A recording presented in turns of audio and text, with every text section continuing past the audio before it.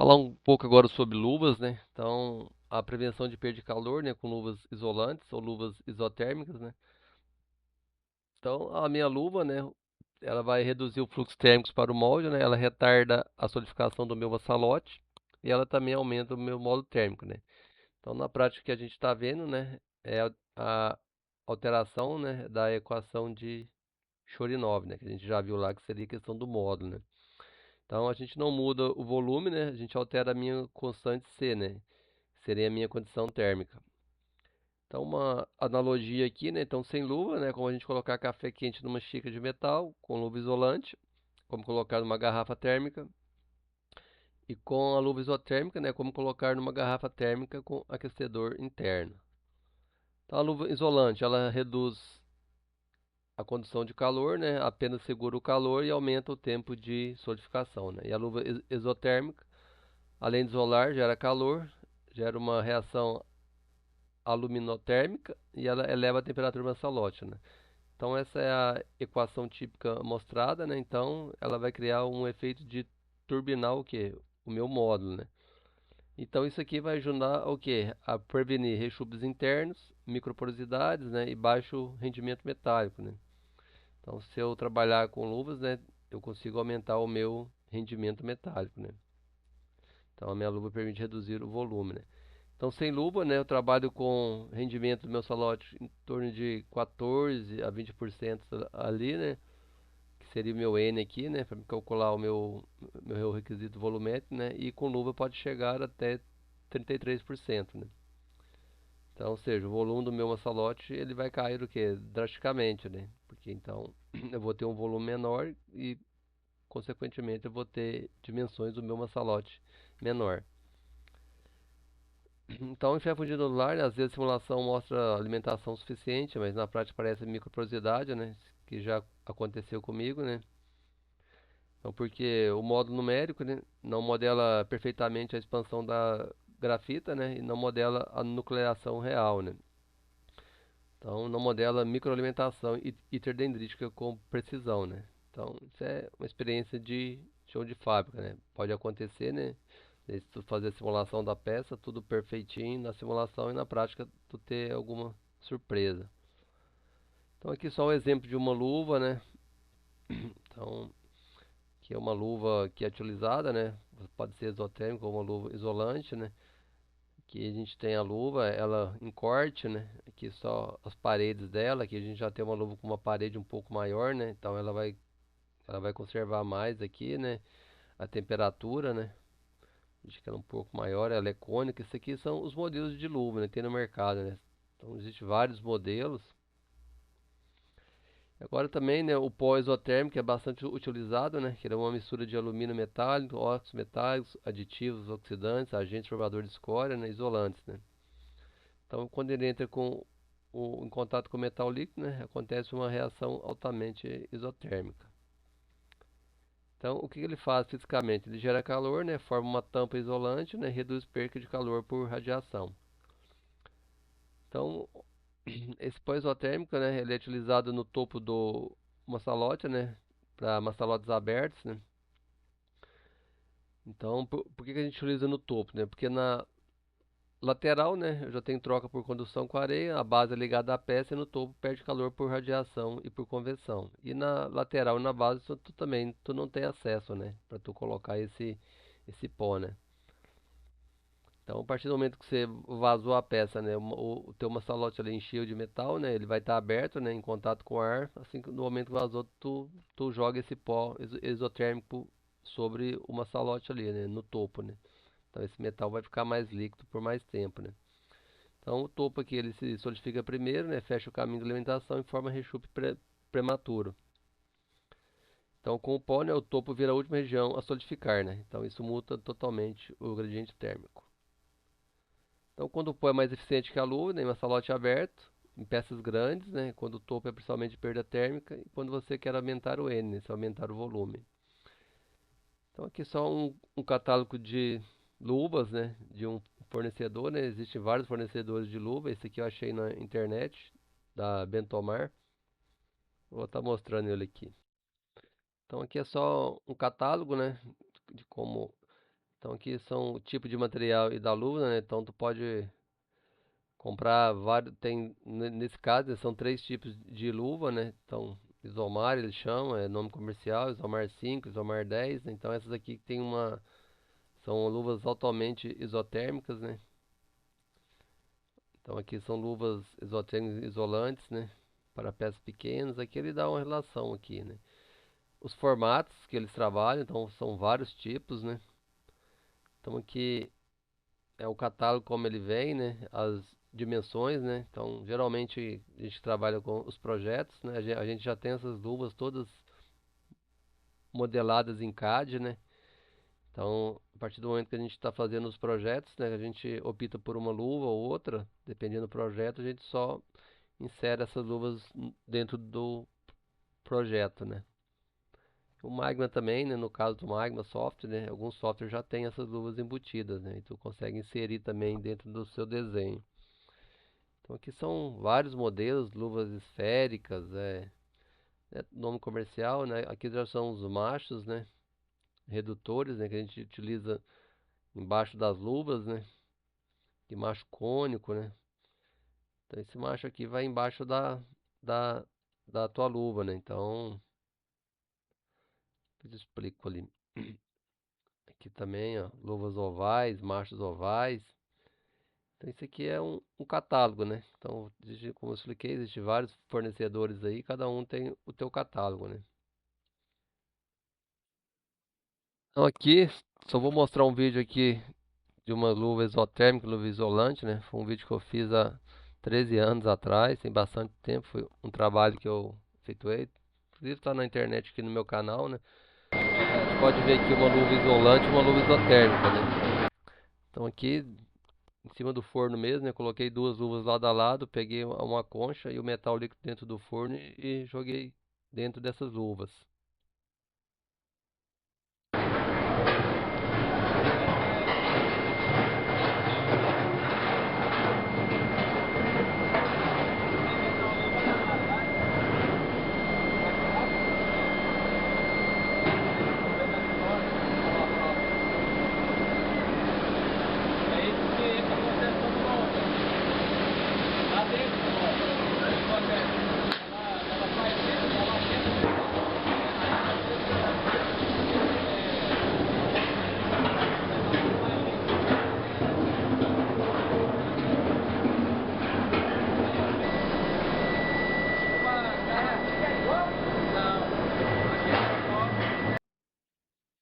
Então aqui, né, deu pra gente ver aqui, né, o que que acontece com a luva isolante e a luva isotérmica. Então a luva isolante já vai isolar, né, e a isotérmica ocorre aquela reação química lá onde ela vai liberar energia ali, né, e ela vai, esse metal vai ficar líquido por mais tempo.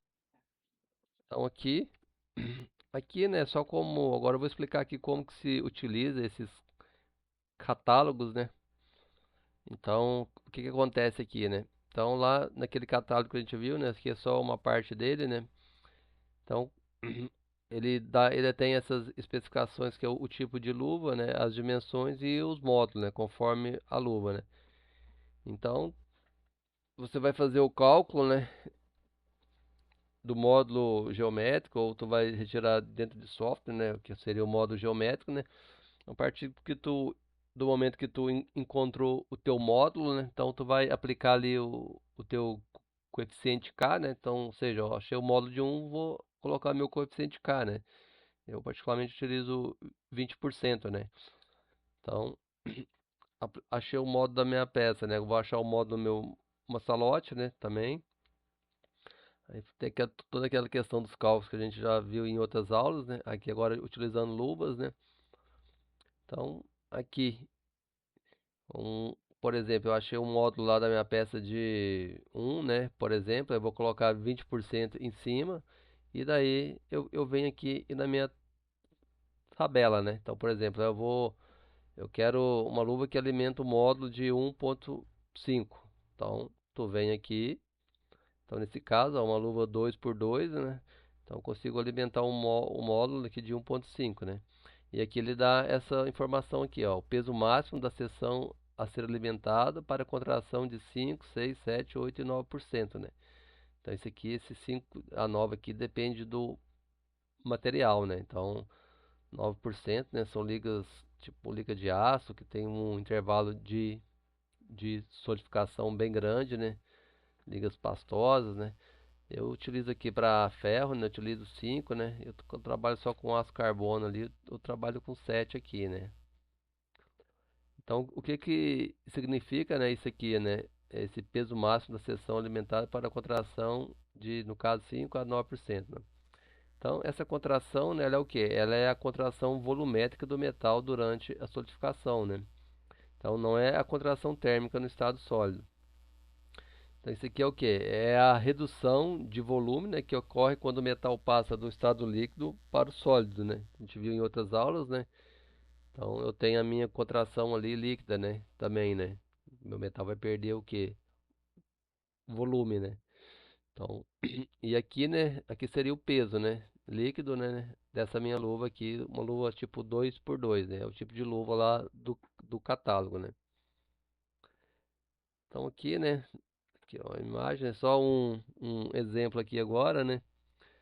Então, por exemplo, aqui eu tenho uma luva aqui tipo 1, né? Então, o módulo dela aqui, né? De 1,05, né? Então, ela consegue alimentar o módulo de 1,05, né? Eu vou utilizar uma contração de 5%. E o peso máximo da seção que ela consegue alimentar é 1,3 kg, né? Então, o que acontece? Então, essa luva, ela consegue fornecer metal suficiente para compensar 5% de contração de uma seção que pesa 1,3 kg.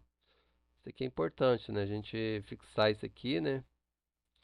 Então, essa luva, ela consegue fornecer metal suficiente para compensar 5%, né? No caso que eu utilizei ali, né?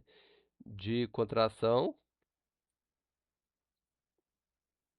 que eu utilizei aqui, né? De uma seção que pesa 1,3 quilos. Então, se a minha seção pesa 1,3 kg, né, eu consigo alimentar e a contração é 5%, né, então a quantidade real de metal que precisa ser fornecida é 1,3 vezes o 5, né, que seria o meu 5% aqui, né, que é 0,05, né. Então isso aqui dá igual ao que? 0,065 kg, né, ou seja, 65 gramas de metal líquido, né. É o que a tabela diz pra gente, né? Então, essa luva, ela consegue fornecer aproximadamente o que? 65 gramas de metal útil de alimentação. É pouco, né? Se a gente for olhar ali, mas também nesse caso aqui, também é 1,3 kg, né? Apenas, né? Mas a base dos cálculos ali, ó, essa ideia serve para todos, né? Então, aqui, se a seção pesa 1,3 kg, que eu vou alimentar, né? E a contração considerada é 5, então a quantidade real de metal que precisa ser fornecida é o quê? 0,65 kg, né? Ou seja, 65 gramas de metal líquido. Então essa não consegue fornecer esse metal de alimentação, né? O valor de 1,3 kg não é o peso que a luva fornece, né? Isso aqui tem que ficar claro também, né? É o peso da região da peça que ela consegue alimentar, né? Considerando aquela porcentagem de contração, que no caso foi 5%.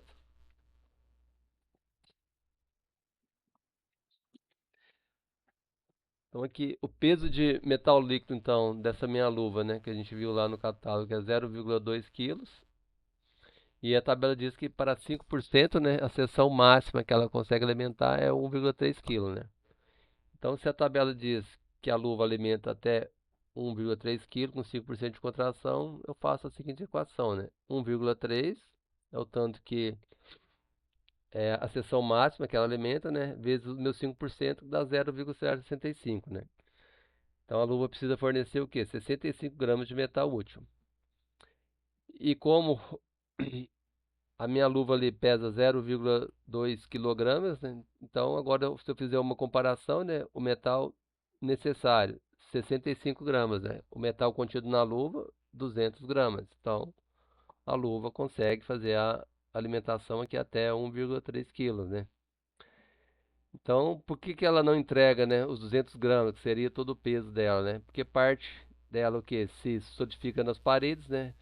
Parte forma o próprio rechupe do meu maçalote, né? Parte não consegue escoar pelo pescoço, né? Parte fica acima do nível efetivo de alimentação. Então a eficiência real tipo pode ser algo em torno de 30 a 40%, né? Mas geralmente luvas, né, é utilizado 33%, né? Que vem nos catálogos aí que tu estuda na literatura também. Então aqui 0,2, 0,35, 0,07, né? Então 70 gramas, que é um outro exemplo, né? Então essa luva aqui contém 200 gramas de metal, né? Consegue fornecer 65 gramas úteis, né? Então logo, né, para alimentar a seção precisa ter 65 gramas de compensação, se usar 5%. Então aqui eu só fiz o cálculo ao contrário, né? 65 dividido por 0,05, que é a minha contração, 1,3 quilos, né? Então o peso total na luva 0,2 kg, né? O peso útil para alimentar, né? Isso aqui é pela tabela lá do fornecedor. Então, se eu dividir o meu 0,65 pelo peso da minha luva, né? Eu vou ter o 0,32, né? Que seria o meu rendimento, né? E da minha luva, né? Então seria a minha eficiência, né, volumétrica, né, em torno de 32. É o que fala na literatura, né? Então a luva geralmente alimenta até 33%, né? Depende da luva, né? Luva isolante ou luva isotérmica, né? Isolante um pouco menos, né? Tem que olhar lá nos catálogos. Mas isso é como é feito os cálculos, né? Então um outro exemplo aqui, né? Então aqui vamos imaginar que eu já calculei lá o meu módulo da peça, né? Já utilizei o meu valor K, que é o meu coeficiente de segurança. Então, o módulo que eu necessito é 1,98, né, que seria o módulo do meu massalote. Então, eu venho aqui na tabela, né? Então, um módulo de 1,98 e uma contração aqui de 5% também, né? Então, o peso máximo alimentar pela tabela aqui, né? 9,97, né? Para uma contração de 5%, né? Então, e o peso de metal aqui, né? Líquido aqui, ó, peso de metal líquido, 1,51. Então, se a seção pesa 9,97 quilos, né, e a contração considerada é 5, então 9,97 vezes os 5% dá igual a 0,4985 quilos, né? Então a peça precisa de aproximadamente o quê? 500 gramas de metal, né, para compensar essa contração de 5%, né? E a luva contém o quê? 1,51 quilos, né? Mas ela não vai entregar tudo isso, né? Os fatores a gente já viu, né? Ela só consegue fornecer o quê? 0,50 quilos segundo a tabela. Então a gente calculando a eficiência dela, né? Então vou dividir esse valor aqui de 0,4985 pelo peso, né, da luva conforme o catálogo. Então ele vai ter um rendimento de 33% de eficiência de rendimento. Então aqui foi o que eu comentei, né, que os fabricantes utilizam aqui em torno de 30 a 35% aqui, né? Nesse caso 33%, né, de eficiência. Então aqui uma peça com um exemplo, né, outro exemplo, uma peça com 9,5 quilos, né? E o módulo 1,98 centímetros, contração considerada 5%, metal necessário para compensar, né? 0,475, e aqui também, né? A luva, segundo a tabela, consegue fornecer 0,485 quilos. Então, aqui, né, o 0,49 é maior que o 0,47. Então, a questão de volume, né? Essa luva ela consegue atender o nosso projeto, né? Então, falar um pouco sobre resfriadores agora também, né? Então, a forma como o calor é extraído do metal fundido, né, controla o quê? Tamanho de grão, né? Microestrutura, formação de defeitos, né? Direção de solidificação, né? Então, a solidificação não controlada, né? Ela pode formar defeitos internos, né? Gradiente térmico mal orientado, né? Que seria rechupes internos, né? E diferença de seção, que seria pontos quentes. Então a minha solidificação direcional, né? Então o metal deve o quê? Se solidificar, né? Que é das regiões mais finas para as mais grossas, né? Até o maçalote, né? Se isso não acontece, né? Eu posso ter formação de rechupe interno e o maçalote pode não conseguir alimentar. Então uma analogia simples, né? A gente congelar um lago, né? Se ele congela das bordas para o centro, a água líquida no meio compensa a contração, né? Se congela em vários pontos aleatórios, ficam vazios internos. Na fundição é bem similar a isso. Então, o uso de resfriadores, né, metálicos ou grafíticos, né? Então, eles servem para o quê? Aumentar a taxa de extração de calor, né? Reduzir módulo local e alterar a sequência de solidificação, né? Então, a gente está o quê? Então, a gente está artificialmente, né, reduzindo o tempo de solidificação daquela região, né? Então, isso vai alterar a minha lei novamente de o quê? De Chorinov, né? Que é volume sobre área, né? Então, para a gente definir o resfriador, né? Então ali, ó, o módulo do meu resfriador, né? Ele deve ser o quê? Menor que o módulo da peça, né? Então, para que o resfriador ele se solidifique antes e extraia o calor, né? Que a gente quer extrair da peça, né? Aqui só um exemplo, né? De resfriador, né? Então aqui só um exemplo, o uso do resfriador, né? Que comentei, né? Vai o quê? Direcionar a minha solidificação para uma salote, né? Você vai rodar o vídeo aqui, ó. Então veja aqui que a da esquerda eu tenho o resfriador e a da direita não, ó. Ó, veja como as isotérmicas são diferentes ali, ó. A da esquerda, não, ele consegue direcionar, né, mais rápido por meu maçalote, né. Então os meus resfriadores, né, aqui geralmente, né, eles são feitos de ferro fundido cinzento, né, que ele consegue ter uma extração melhor de calor, né. Mas aqui também, nesse artigo que fala que pode ser feito de carbeto de silício, né? Eu não conheço, né? Nunca usei esse carbeto de silício. Sempre trabalho com resfriadores de ferro fundido cinzento, né? Que também são alguns tipos de resfriadores, né? Que podem existir, né? A gente pode ter resfriador externo, né? E resfriadores internos. Esses aqui, né? Eles são colocados em pontos específicos, né? A gente não consegue colocar um resfriador tipo esse aqui, né? A gente coloca no interno da peça, né? Que é um cravo, né? Que é esse cravo de ferradura de cavalo. Já vi utilizar também. Mas geralmente, né? Que eu vejo muito aí é utilizar resfriadores de ferro fundido cinzento, né? Então aqui, né?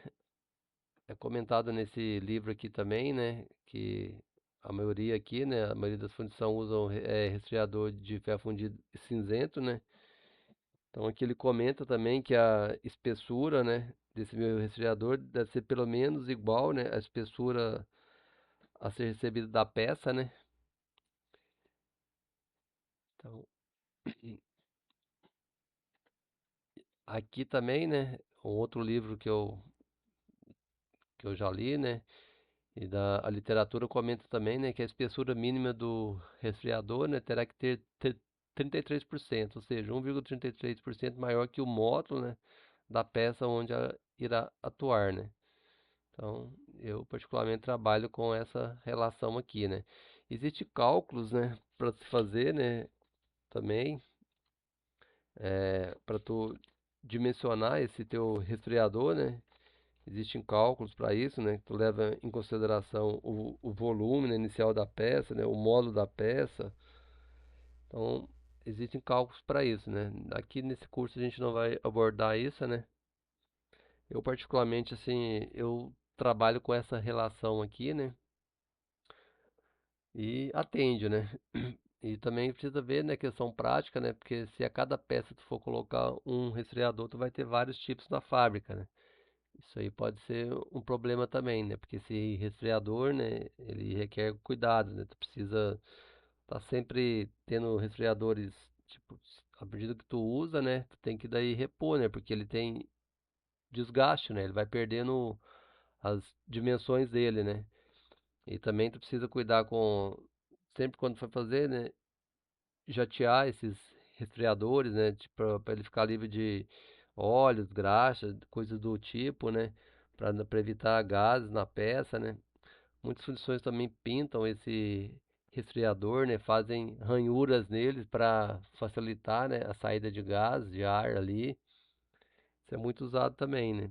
Então deve ser bem cuidado nesses resfriadores, né, para evitar outros tipos de problema que podem acontecer na peça. Que só um guia, né, geral, né? Então, os resfriadores, né? Ele controla o resfriamento local, né?